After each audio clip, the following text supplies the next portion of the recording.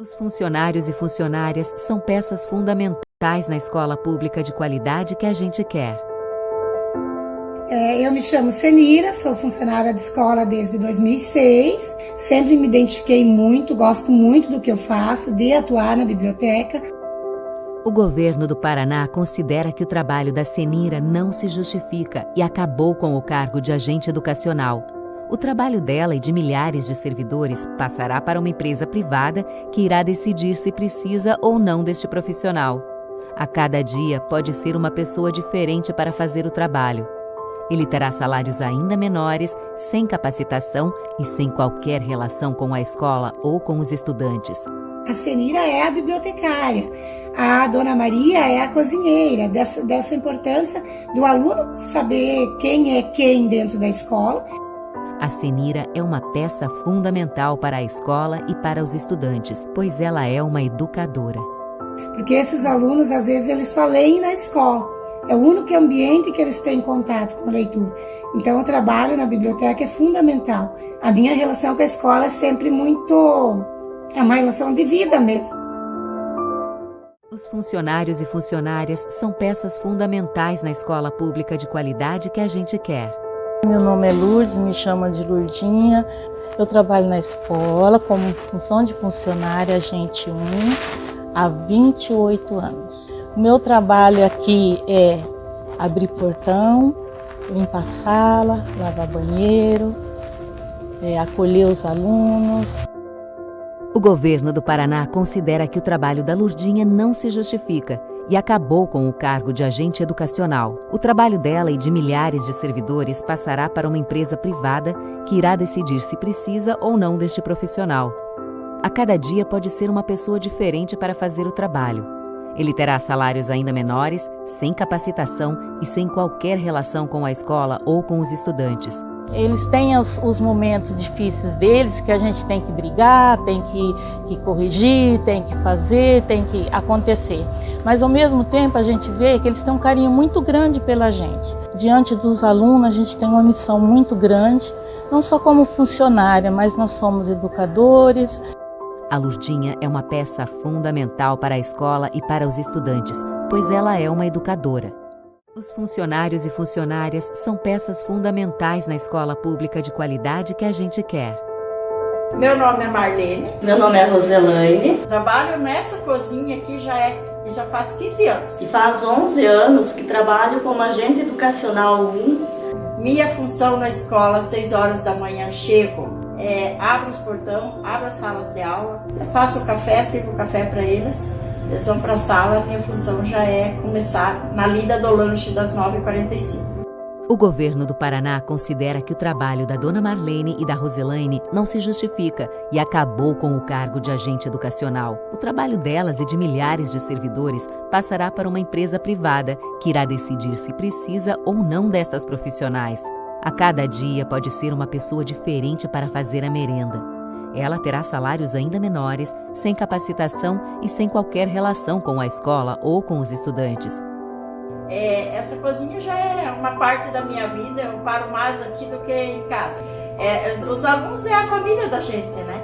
A educação vai muito além da sala de aula.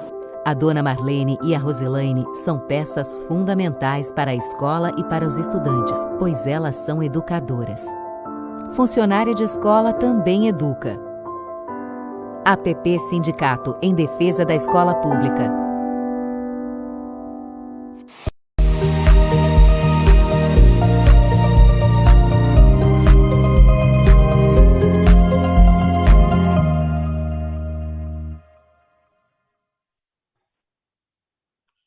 Olá, gente boa! Boa tarde! Estamos iniciando mais um programa Funcionários em Foco, desta terça-feira, dia 27 de abril.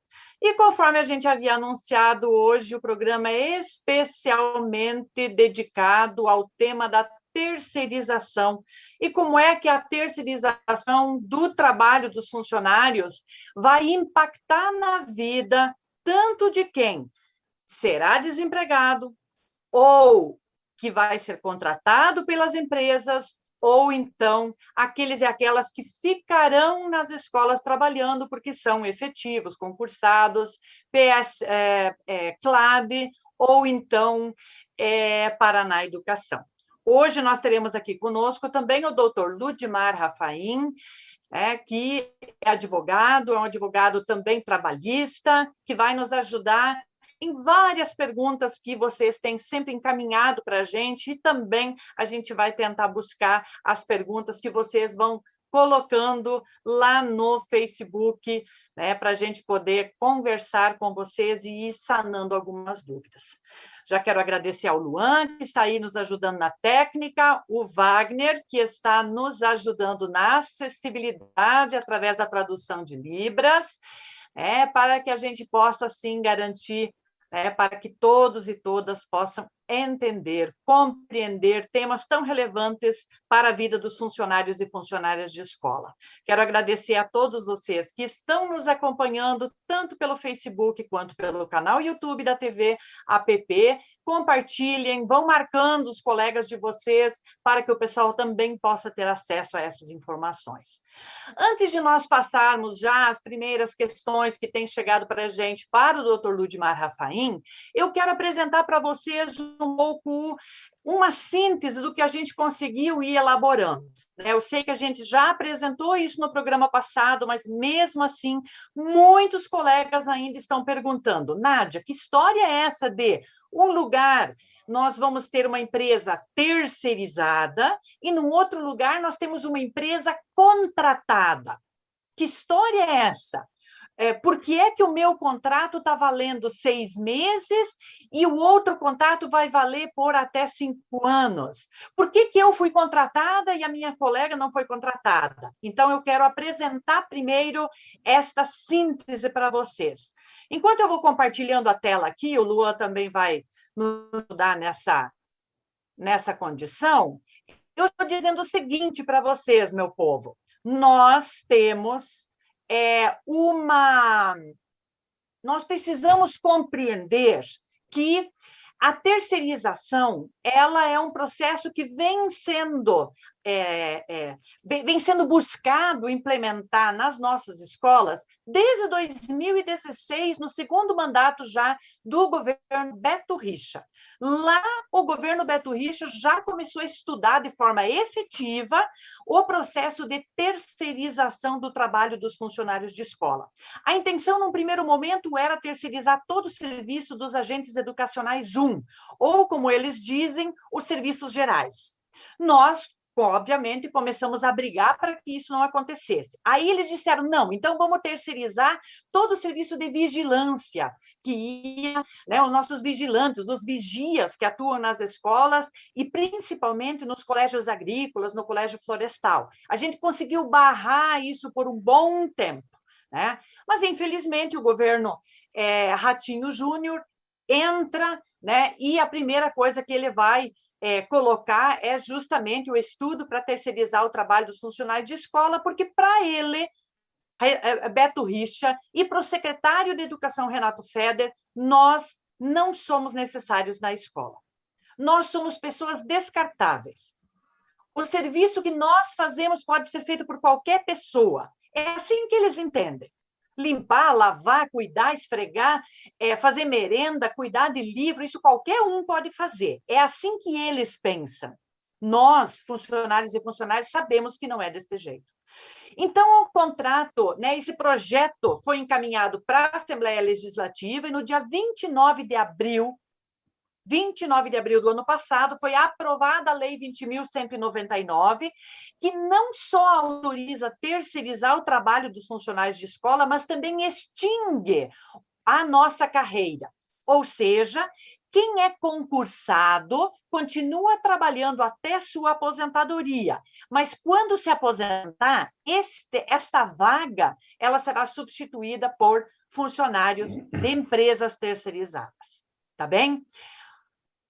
Com isso, obviamente, assim que a empresa terceirizada fosse contratada ou terceirizada, obviamente, ou licitada, obviamente, os contratos PSS já seriam demitidos. Isso era para acontecer no ano passado, em julho, nós conseguimos garantir a prorrogação até dezembro, era para acontecer em dezembro, conseguimos brigar para que prorrogasse até por mais um período, e assim foi indo, mas agora, dia 30 de abril, infelizmente, todos os contratos PSS serão encerrados e esses funcionários, esses colegas, o Ratinho Júnior e o Renato Feder, secretário de Educação, vão colocar na rua. É isto que hoje nós temos de realidade posta.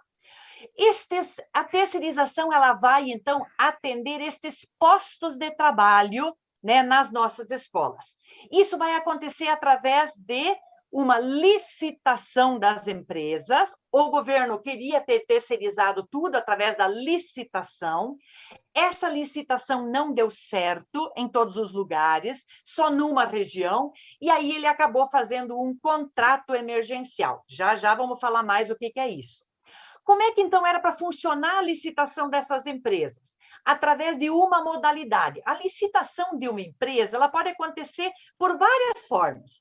A que foi utilizada aqui neste processo é o pregão eletrônico. Então, o que eles fizeram? Pegaram o mapa do estado, dividiram em 3 grandes regiões, certo? E essas regiões, cada região, então, teria, então, os seus núcleos, né? Os seus núcleos.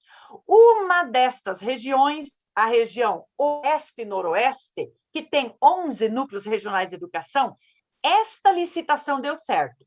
As outras não. Por isso, nós vamos ter nas outras um contrato emergencial. Já falo disso, tá bem? Este contrato de licitação, ele é por mais tempo. Por até 5 anos, esta empresa vai atuar nas escolas, nesta região. Onde é que é isto?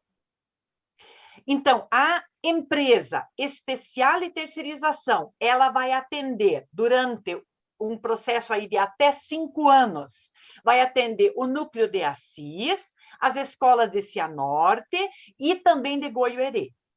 As Soluções Serviços Terceirizados vai atender toda a região de Maringá e de Paranavaí. A Garbim Obras e Serviços Urbanos vai atender a região de Cascavel. A Outpar Serviços Empresariais vai atender o núcleo e a região de Toledo. A Costa Oeste Serviços vai atender Foz do Iguaçu. A PH Recursos Humanos, toda a região de Londrina. E a Emparlimp vai atender o núcleo de Loanda e Umuarama. Muito bem. Nas outras regiões, nos outros 21 núcleos de educação, foi feito, então, um contrato emergencial. Atenção, gente. Este contrato emergencial, ele é por 6 meses, tá bem? Então, aqueles e aquelas PSS que foram contratados por estas empresas, este é um contrato de até 6 meses. Onde essas empresas vão atuar? A APA Serviços vai atender os núcleos de Apucarana, Cornélio Procópio, Jacarezinho, Venceslau Braz e Ibaiti. A New Life Gestão Prisional vai atender Campo Mourão, Ivaiporã, Pitanga e Telêmaco Borba. A Deuseg Limpeza e Conservação vai atender os núcleos e a região lá de Guarapuava, Laranjeiras do Sul, Área Metropolitana Norte e Paranaguá. A Urbenc Administração e Serviços vai atender os núcleos regionais de educação de Dois Vizinhos, Francisco Beltrão e Pato Branco. As Soluções Serviços Terceirizados vai atender Irati região, o núcleo de Ponta Grossa e o núcleo de União da Vitória. A Tecnolimp vai atender a área metropolitana sul. A Guima, atenção, gente, a Guima Conseco vai atender todo o núcleo de Curitiba e os colégios agrícolas e o colégio florestal. Tá? Então, é a Guima que vai atender também os colégios agrícolas e o colégio florestal, mesmo que eles não estejam aqui em Curitiba, certo? Eles estão espalhados, esses 17 colégios agrícolas e o florestal estão espalhados em todo o interior. Muito bem, vamos então, já vamos entrar aqui no que a APP está fazendo, mas agora eu quero passar um pouco para o Dr. Ludmar Rafaim, para falar um pouco que eu sei que você sempre tem perguntado, tá, mas a APP não entrou na justiça, a APP não tem como revogar a lei da terceirização, a APP não tem como fazer uma briga maior. E aí o doutor Ludmar vai nos ajudar um pouco. Doutor Ludmar, boa tarde, obrigada por você estar participando conosco hoje, né? Eu sei que você tem uma série de outros trabalhos também, a gente agradece muito você estar aqui com a gente. Mas conta um pouco para o pessoal, né? Nós entramos com uma DIN, né, para tornar inconstitucional, né, apresentando aí os elementos de que era inconstitucional esta lei. Teve um julgamento na semana passada, inclusive nós tivemos um ato público ali no Tribunal de Justiça. Como é que foi este julgamento e o que é que mais nós podemos fazer na Justiça com relação à lei da terceirização? Boa tarde, Ludmar. Boa tarde, Nádia. Boa tarde a todas as pessoas que estão acompanhando. Eu diria que com o vídeo e com a fala da Nádia, pouca coisa fica, né?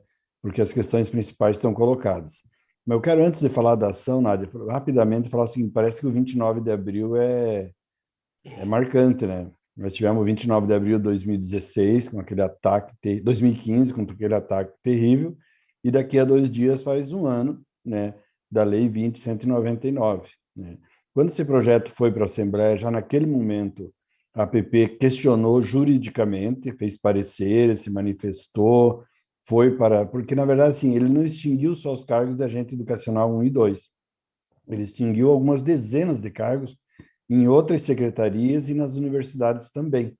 Então, acho que isso que é importante, né? Saber que é uma lei que tem por objetivo, lá no final, a terceirização, a diminuição do tamanho do Estado, que é o que eles querem, tá? Bom, nós entramos com essa ação de... Aí, outro detalhe importante. Quando nós falamos em revogação de uma lei, nós estamos falando de uma decisão do Poder Legislativo. É o Poder Legislativo que pode revogar a lei.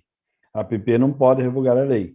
O que a APP fez foi entrar na Justiça pedindo que o Poder Judiciário declare inconstitucional a Lei 20.199 e, no caso específico da APP, os artigos 12 e 13, que são lá que eles extinguem os cargos e dizem que serão terceirizados.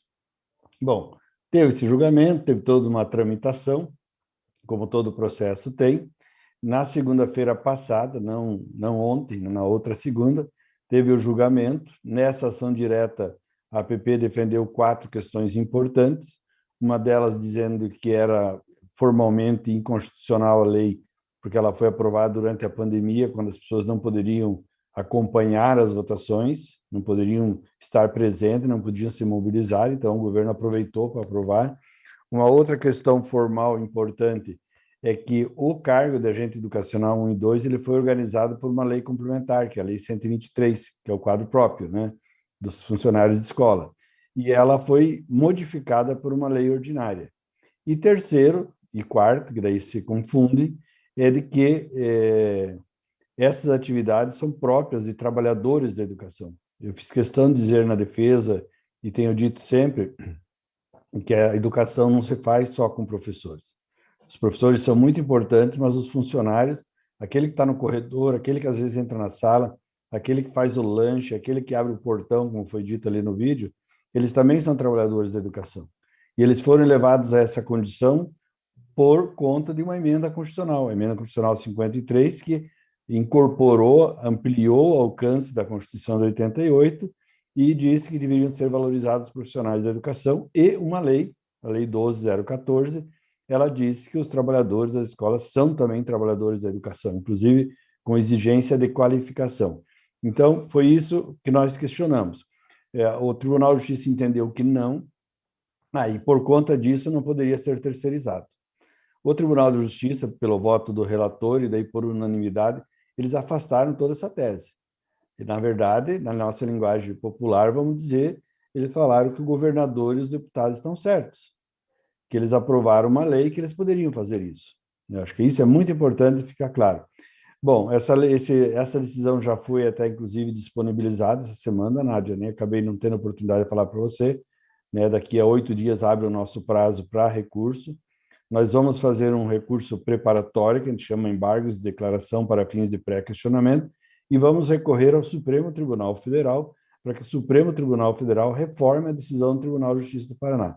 Enquanto isso não acontecer, a lei está vigente, com todos os seus efeitos e todas as suas consequências nocivas para a educação, para os trabalhadores da educação, para alunos e para a sociedade como um todo. Mas nós não vamos desistir, nós vamos até o Supremo Tribunal Federal.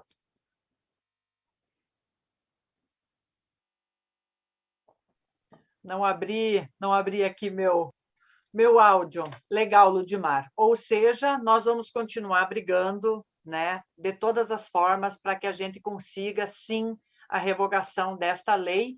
E a partir do momento, isso que o Ludmar explica é bem importante, porque a partir do momento em que nós temos a revogação da lei é que nós podemos voltar a ter concurso público, né, Ludmar? Esse que é o pulo do gato, né? Porque a lei da terceirização, ela também inviabiliza a realização de concurso público para funcionário de escola, porque ela extinguiu este cargo, né? Mas, Ludmar, nós já temos várias perguntas, temos mais de 300 pessoas assistindo esta live e já temos várias perguntas. Várias pessoas, eu não vou citar o nome, porque realmente são vários colegas que estão colocando aqui o seguinte: olha, lá na minha escola, não estão contratando quem tem mais de 50 anos. Outro colega colocando, na minha escola, quem tem mais de 60.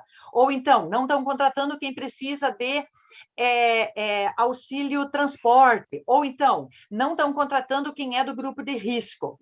Ludmar, conta um pouco para nós, né, como é que funciona este novo contrato?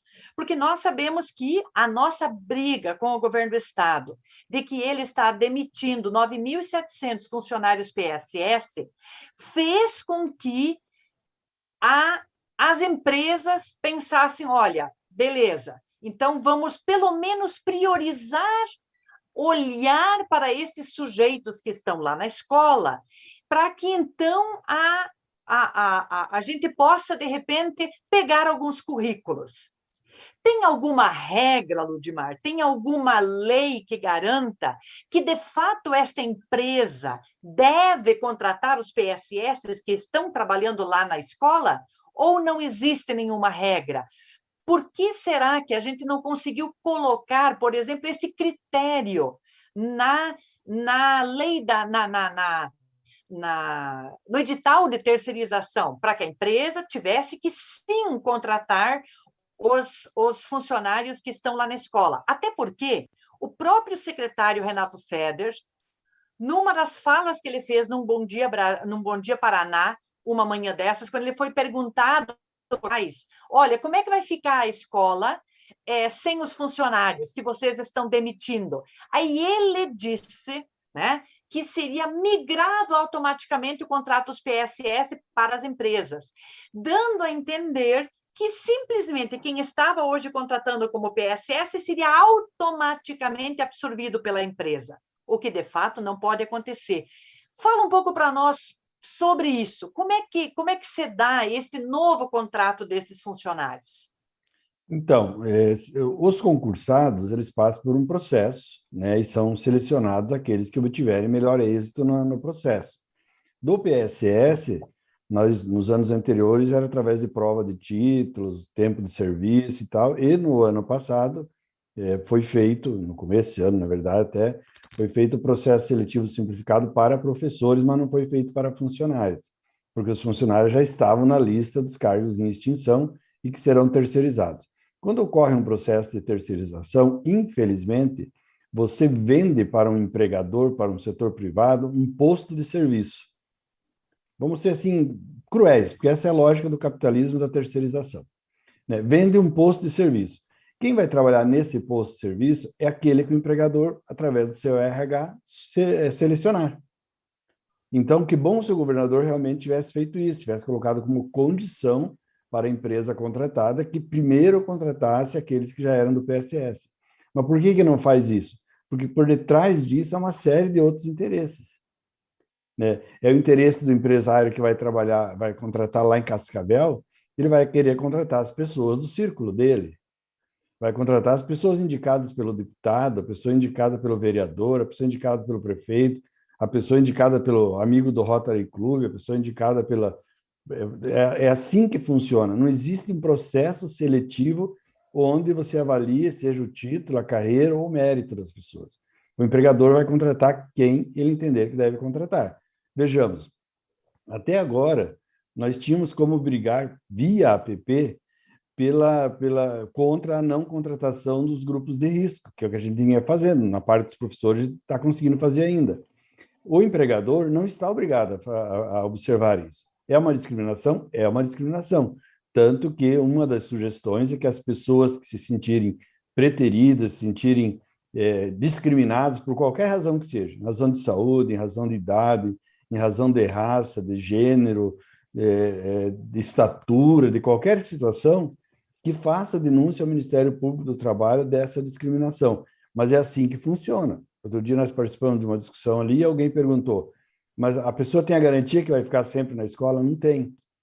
A gente tem que ser realista, porque a empresa terceirizada, se for mais conveniente para ela retirar um empregado que está lá na escola, vamos pensar assim, Vitor Ferreira do Amaral, né? Se ele quiser retirar essa pessoa de lá e colocar lá na escola Anísio Teixeira, ele pode fazer isso e mandar outra pessoa no lugar. Se num dia numa escola estiver faltando gente, ele pode relocar pessoas de um setor para outro, o que acontece muito nas empresas terceirizadas, porque daí com isso eles inclusive economizam. Então, é a lógica do capitalismo mesmo, é essa situação que está colocada, é isso que a gente alertou o tempo todo que poderia acontecer. A partir da hora que você terceiriza, a pessoa não é vinculada mais ao Estado, ele é vinculado a uma prestadora de serviço. Uma prestadora de serviço que pode quebrar de um dia para outro e o empregado ficar, inclusive, sem os direitos trabalhistas garantidos. Paralelo a isso, Nádia, só para a gente fechar esse ciclo rapidinho, nós tivemos uma reforma trabalhista cruel muito recentemente, que é a mudança na CLT. E vários direitos foram retirados dos empregados do setor regidos pela CLT, inclusive a não obrigatoriedade de homologar a rescisão de contrato no sindicato, por exemplo, ou a possibilidade de fazer acordo diretamente com o empregado. Então, essa é a lógica que funciona, né? E há uma série de outros prejuízos, que a Nádia certamente vai colocar aí na frente, para que a gente possa aprofundar, que principalmente com a reforma trabalhista, ela atingiu duramente os trabalhadores. E esses trabalhadores, que antes não estavam diretamente vinculados a essas mudanças na CLT, porque é um contrato precário também do PSS, não vamos tapar o sol com a peneira, mas não é um contrato regido pela CLT. Com a mudança da CLT, esses trabalhadores que serão contratados pelas empresas estarão nessa nova lógica, que não é a lógica de vínculo com o Estado, mas é a lógica do vínculo de uma empresa privada, de um dono de empresa. Eu acho que isso é uma coisa bem importante, Ludmar, que você coloca, né? E que o pessoal precisa compreender, né? Tem vários comentários aqui no Facebook dizendo, pois é, mas veja bem como é uma empresa que vai prestar serviço para a CED, precisa ter uma regra. Gente boa, vamos compreender o seguinte, quando é o governo que coloca um contrato à disposição, é o governo, ou então é a CED que vai contratar um serviço, ela precisa seguir regras muito nítidas, muito explícitas, tá? Seja por concurso público, tem edital, tem critérios, tem tudo.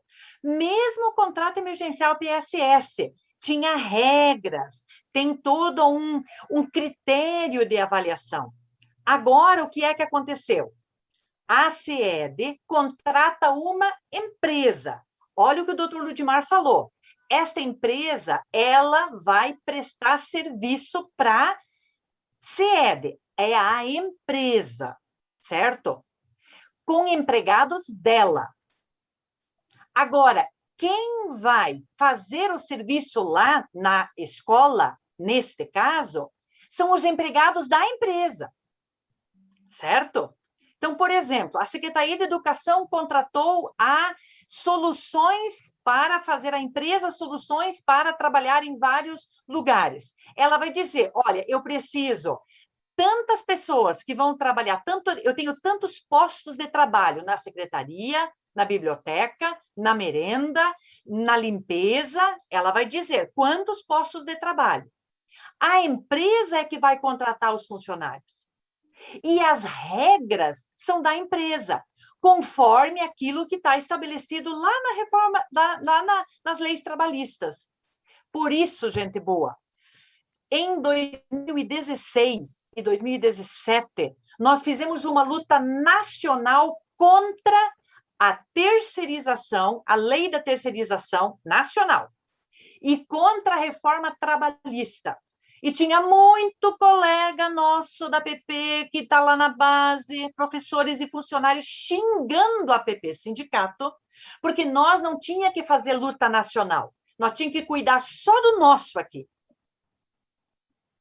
Bueno, agora nós estamos vendo o que foi a gente perder uma luta nacional, que é a reforma trabalhista na prática acontecendo aqui. Entende, gente? Por isso que é sempre uma coisa combinada. Quando a gente fala que nós aqui no estado do Paraná temos um governo que faz um negócio combinado com o governo federal, é isto.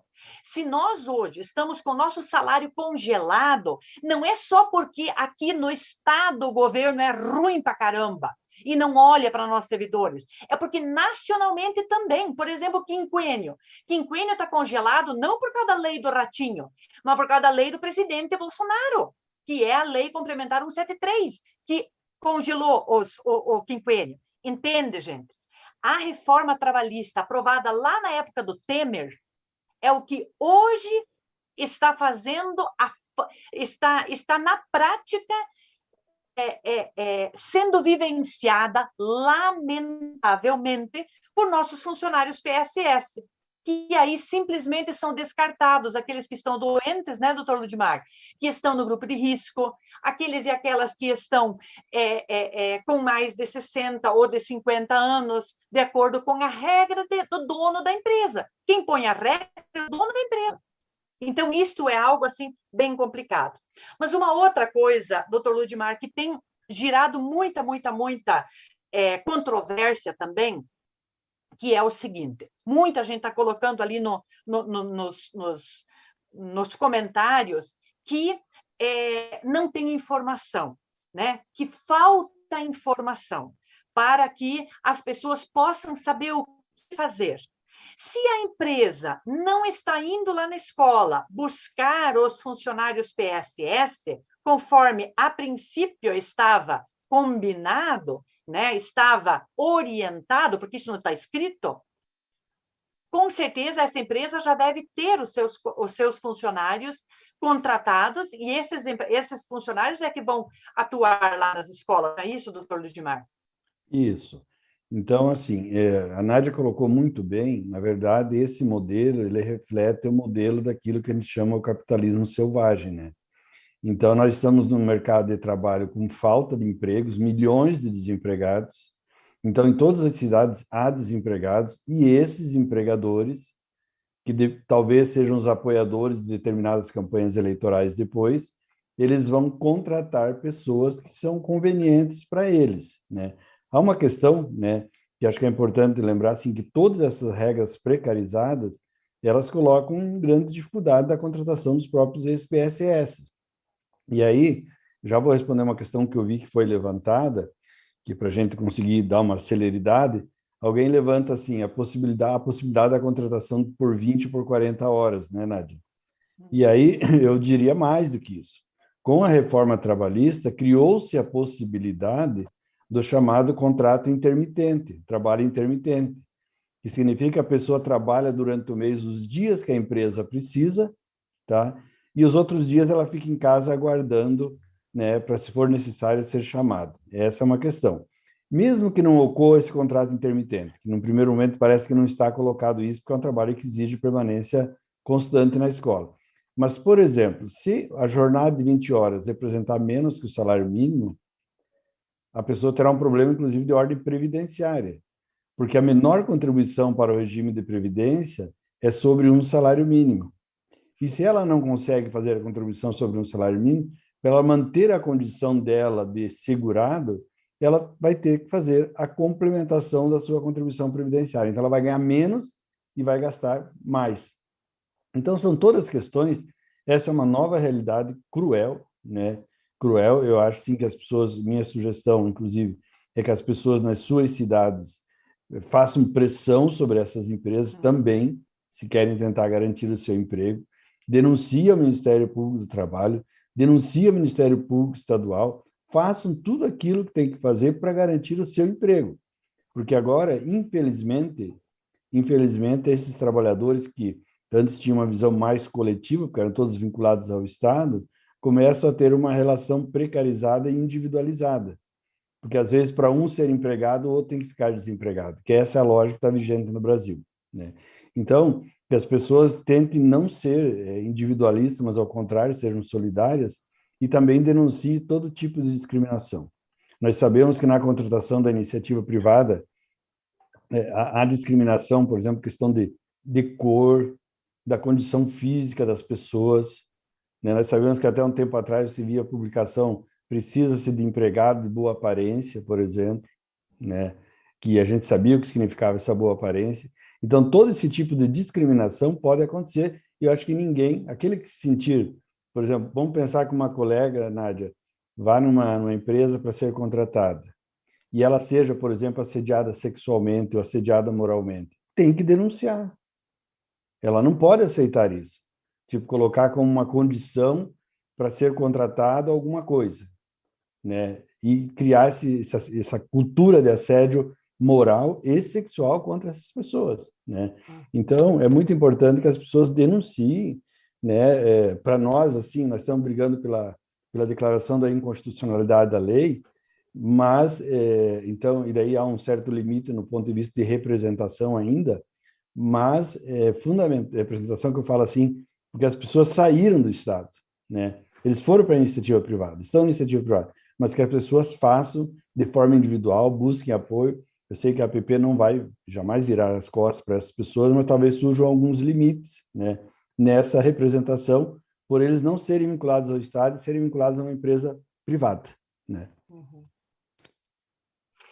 Uma outra coisa bem interessante, Ludmar, que um colega aqui colocou, o Fabrício Santos, está dizendo assim, Nádia, o governo vai continuar pagando a empresa e a empresa não vai repassar este dinheiro. Isso não é corrupção? E aí eu emendaria junto com isso, né, Ludmar?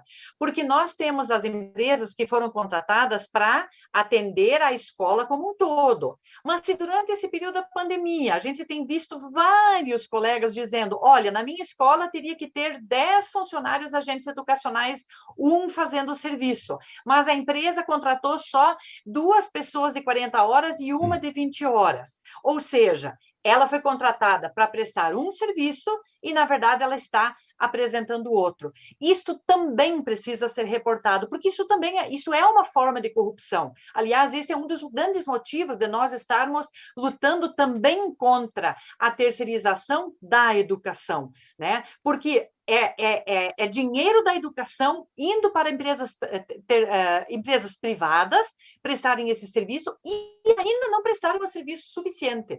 Isto é, sim, uma forma de corrupção dentro do Estado, não é mesmo, Ludmar? E mesmo que não fosse uma forma de corrupção, é uma forma de exploração. Porque nós sabemos como funciona a lógica das empresas terceirizadas. Onde que era mais comum a terceirização até recentemente? Era no serviço de vigilância, por exemplo. Então, a empresa contratava um posto de serviço por R$ 5.000, por exemplo, e pagava ao funcionário R$ 1.000, né? Então, é isso que acontece, é para enriquecimento dos donos das empresas. Então, é isso que tem que estar colocado. Agora, por conta disso, se estiver ocorrendo desvio de finalidade, se estiver ocorrendo não prestação do serviço, se a empresa foi contratada para colocar 5 trabalhadores, tá vendo como a gente se trai? Não são mais servidores, né? São empregados. Se for para colocar 5 empregados numa escola, os 5 empregados têm que estar lá. Porque se não estivesse lá, a empresa não poderia receber pelos 5 empregados. Aí sim, isso é corrupção. Isso é corrupção e é conivência da administração pública, do gestor do contrato, com a empresa contratada. E isso deve ser denunciado, não é uma questão só trabalhista, mas é uma questão de administração pública, que precisa ser denunciado, por exemplo, para o promotor, procurador do Ministério Público Estadual também. Beleza, Ludmar. Nossa, o pessoal tem feito assim muitas perguntas assim importantíssimas aqui. Por exemplo, um deles que é a questão do salário, que entra nessa situação ali que você acabou de dizer. Ela é contratada para prestar um serviço, recebe X de valor por aquele posto de trabalho e, na verdade, o salário não é o mesmo. Então, tem muita gente perguntando, tá, mas o auxílio pode ser descontado 20% do vale alimentação, mesmo ele sendo de R$ 450? Pode a empresa prestar serviço e pagar um salário menor do que o piso mínimo regional? Pode a empresa descontar 6% do auxílio transporte? E aí, Ludmar, pode tudo isso? Então, de novo, uma nova lógica está instalada. Tudo vai depender dos acordos e das convenções coletivas de trabalho. Tá? Porque nós sabemos que mesmo o piso regional ele não é aplicado imediatamente a todos. Né? Tem que verificar isso. A questão do vale transporte, daí já não falamos em auxílio transporte, estamos falando em vale transporte. O vale transporte é a lei federal do vale transporte, que se aplica a esses empregados que vão trabalhar na empresa terceirizada. Ele diz que o empregado não pode gastar mais do que 20%, mais do que 6% do seu salário em transporte, mas até 6% pode. Então, vamos pensar uma pessoa que ganhe R$ 1.000, R$ 1.200, vamos falar assim, para não dizer que a gente está cometendo um erro falando menos do salário mínimo. R$ 1.200. A empresa pode descontar dele até R$ 72 de vale transporte, porque é 6%. Acima disso, a empresa se responsabiliza. Auxílio alimentação. Bom, primeiro tem que ver se vai ter, né? E se tiver, vai depender daquilo que está acordado, quanto que é a coparticipação do empregado daquela empresa, né? É diferente disso, e daí não tem faixa salarial, não tem nada, vai depender do que está lá no acordo que eles firmaram. Então, é uma lógica totalmente diferente, totalmente destruidora do Estado, das relações dos servidores com o Estado, e mais do que isso, eu falo assim, da perenidade, da estabilidade do serviço público dentro de uma escola. Porque vai acontecer que um dia o pai e a mãe chegam na escola, vai ter um funcionário, e no outro dia pode ser um outro funcionário. Uhum. Um dia é uma pessoa que está no corredor. Nós fizemos essa discussão, Nádia, essa semana ainda, numa audiência pública, porque o Tribunal de Justiça está fazendo contratação, aprovando um projeto de lei para fazer contratação temporária deles lá, mas é pelo PSS. E mesmo assim, nós conseguimos demonstrar que é uma relação precarizada, uma relação que não se aplica ao modelo de Estado que a gente acredita. Agora, nós sabemos, Nádia, eu quero lembrar, assim, você falou uma questão que eu acho que é muito importante. Sempre quando a gente falava de alguma mudança que estava ocorrendo no Brasil, seja na área administrativa, seja trabalhista, seja previdência, seja políticas públicas, o que as pessoas sempre perguntam? O que isso me atinge diretamente? Se não me disserem que me atinge diretamente, eu vou ficar quietinho. Estão vendo que, se num primeiro momento parece não atingir, num segundo, num terceiro momento, atinge diretamente, sim. Eu acho que aí, Ludmar, você toca numa coisa bem importante, porque tem alguns comentários assim bem maldosinhos, inclusive ali no chat, mas eu gosto quando eles vêm, porque isso também vai fazendo com que a gente consiga pôr o vínculo, né? Dizendo assim, e por que a PP não fez nada até agora? Por que a PP deixou as coisas chegar nesse ponto? Por que a PP não lutou antes e agora nós estamos sendo demitidos? Gente boa, vamos lá. Desde o ano passado, desde o início de abril do ano passado, quando esse projeto de lei foi para a Assembleia Legislativa, nós começamos a fazer a luta. Mesmo no meio da pandemia, nós fizemos ato público, nós fizemos, aliás, vários atos públicos. Gente, nós no ano passado ocupamos a Assembleia Legislativa. Nós fizemos uma caminhada do Barigui até aqui no Centro Cívico. Nós ficamos em greve de fome, durante 9 dias. Onde é que estavam os colegas PSS que estão colocando esse comentário ali durante este período? Então, a PP Sindicato fez muita luta, sim, mesmo no meio da pandemia. Nós estávamos lá empoleirado em cima de caminhão de som, fazendo ato público na frente do Palácio Iguaçu, na frente do Palácio das Araucárias, fazendo caminhada, fazendo um monte de luta, mesmo no meio da pandemia. sabendo que a briga seria gigante. Mas nós fizemos luta sim, para que isso não acontecesse. Aliás, é por causa da luta que os funcionários PSS não foram todos mandados embora em julho do ano passado. E foi por causa da greve de fome e de muita luta que os PSS não foram todos demitidos em dezembro, na véspera do Natal. Então, foi feita muita luta, sim. E quem tem nos acompanhado aí tem percebido isso. E aí a falta de informação, né, Ludmar? Que é uma coisa, assim, que é devastadora. Muitos colegas estão colocando ali no chat, né? Aqui o núcleo não sabe nada. Aqui a escola não sabe nada. O diretor está escondendo informação. Vamos lá, gente. O NRE pode não estar sabendo nada, mas também não está nem aí com isso. Ele deveria ir atrás.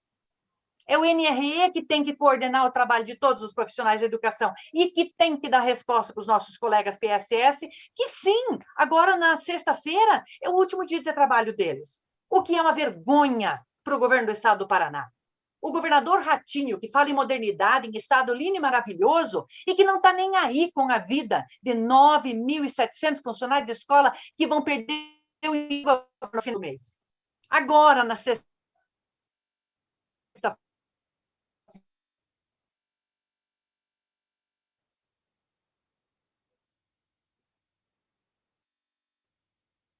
filhos.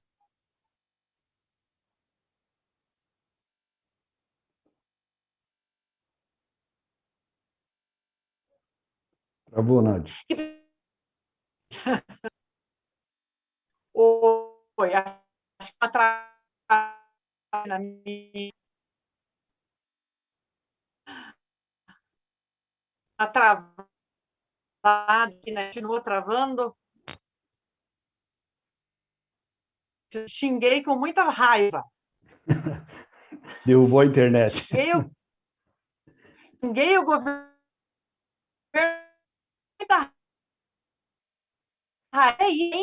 Mensagens, né, do Dimar? A gente está recebendo mensagens ao período todo, dizendo o quanto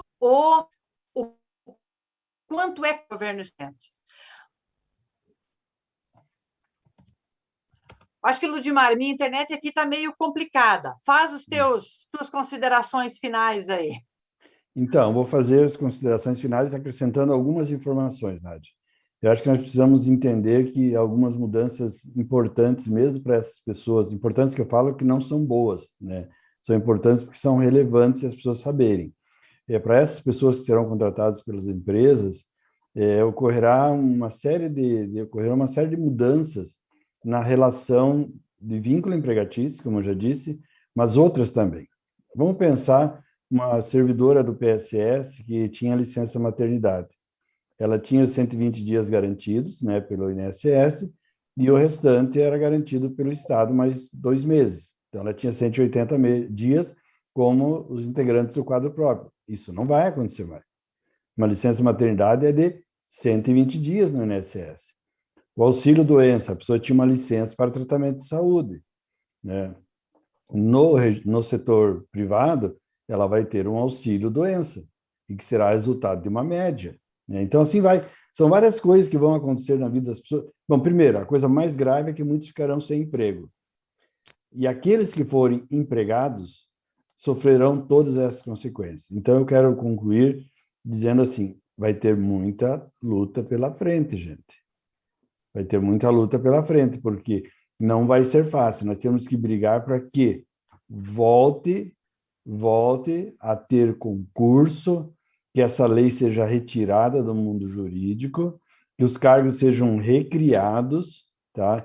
E que seja feito concurso público para o quadro próprio dos funcionários de escolas, respeitando a LDB, respeitando o artigo 206 da Constituição Federal, respeitando a Lei 12.014, respeitando a Emenda Constitucional 53, respeitando o Plano Nacional de Educação, porque em todos esses instrumentos jurídicos foi dito que o funcionário de escola é um trabalhador da educação e, como tal, deve ser tratado. Então, eu quero parabenizar a Nádia por esse momento de debate e dizer que as pessoas que estão dizendo que não foi feito nada, talvez Se não for por maldade, é por desconhecimento, né? Que talvez não acompanharam, não estiveram presentes, e aí acabam não conhecendo, né? E a gente tem que respeitar o desconhecimento das pessoas, mas, por outro lado, as pessoas têm que vir para a luta. E, por falar em luta, nós continuamos aí com muita luta pela frente. Por exemplo, agora, no dia 29 de abril, quinta-feira, quando nós vamos lembrar o lamentável massacre que aconteceu no dia 29 de abril, há 6 anos atrás, aqui no Centro Cívico, onde todos os profissionais da educação, professores, funcionários e outros servidores do Estado estavam em luta em defesa da nossa previdência, da nossa carreira, da database, né? Nós vamos, então, ter um grande momento de lembrar este massacre que aconteceu. Da mesma forma, o 29 de abril também marca o 1 ano da aprovação desta famigerada lei da terceirização, que permite com que os nossos SS sejam demitidos, seus cargos, seu trabalho seja substituído por empresas terceirizadas e também extinguiu a carreira dos funcionários de escola. Então, eu quero convidar a cada um e a cada uma de vocês, se você também está indignado como a gente, com toda esta situação que está acontecendo, se você também está achando que esta violência do governador Ratinho, do secretário Renato Feder, não pode mais continuar, então, dia 29 de abril é dia de paralisação, é um dia de greve, um dia apenas, que nós vamos fechar as escolas, porque, infelizmente, nós, funcionários de escola, estamos lá nas escolas, nós não vamos para a escola, professores, equipe pedagógica, direções, todo mundo não vai dar as suas aulas no Meet, não vai fazer nada disso, nós vamos paralisar as atividades. Para quem é de Curitiba e região metropolitana, nós vamos fazer a concentração às 8 horas da manhã, lá na frente da Secretaria de Educação. E de lá nós vamos vir em carreata até aqui no Centro Cívico, onde a gente vai encontrar os demais colegas das outras entidades sindicais. Vamos nos encontrar aqui e fazer um grande ato aqui em frente ao Palácio.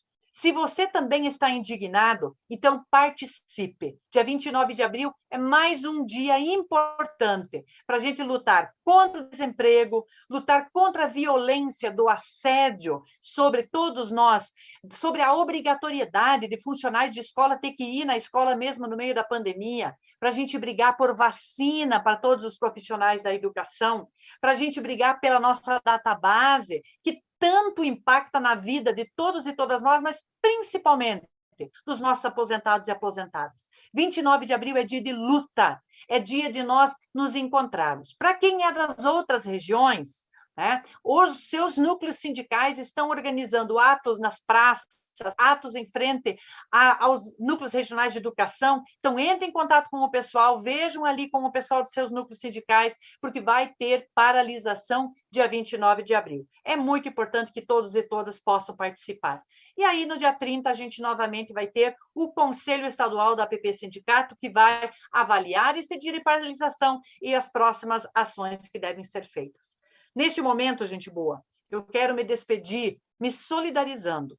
E isso eu faço em nome de toda a PP Sindicato, de todos os dirigentes, de todo o pessoal que integra a PP Sindicato, né? Nos solidarizar com o desemprego dos nossos colegas PSS. E tenham plena convicção, gente, nós vamos continuar lutando para que a gente tenha concurso público, como o doutor Lidmar falou, nós vamos brigar na justiça, mesmo não confiando na justiça, mas este é um espaço de luta, mas nós vamos brigar na rua. Nós vamos brigar em mobilização, em atos públicos, nós vamos brigar, sim, para que a gente consiga revogar a lei da terceirização, para que a gente tenha respeito ao trabalho dos funcionários de escola. É inadmissível que uma funcionária que tenha feito pedagogia, que tenha feito outro tipo de faculdade, que tenha feito especialização, que tenha se preparado para fazer o trabalho da melhor forma possível com os nossos estudantes. Agora, simplesmente o governador do estado diga, você não é mais necessário. É inadmissível isso e nós vamos continuar fazendo a luta. Tenho plena certeza disso. Neste mês de comemoração dos 74 anos da PP Sindicato, a nossa comemoração será feita através de muita luta. Nós já passamos por outros períodos tão difíceis quanto e nós esperamos. E nós vamos superar novamente esse período de ataque. E eu tenho sempre dito, no ano que vem é ano de eleições. Esses deputados que destruíram a nossa vida funcional, aprovando a lei da terceirização, eles não devem receber nenhum voto nosso. E nós temos que fazer campanha contra esses deputados. E, da mesma forma, fazer um grande botar nesse governador Ratinho, que, de bom para o estado do Paraná, não trouxe nada até o momento. Tá bem, gente boa? Vamos continuar na luta. Nos vemos no dia 29 de abril. Ludmar, muito obrigada, doutor, por ter estado aqui junto com a gente. Wagner, obrigada pelo teu trabalho. Luan, da mesma forma, obrigada pela técnica. Gente boa, beijo no coração. E 29 de abril, a gente se vê na luta. Você assistiu Funcionários em Foco. Para rever esse programa, acesse o nosso site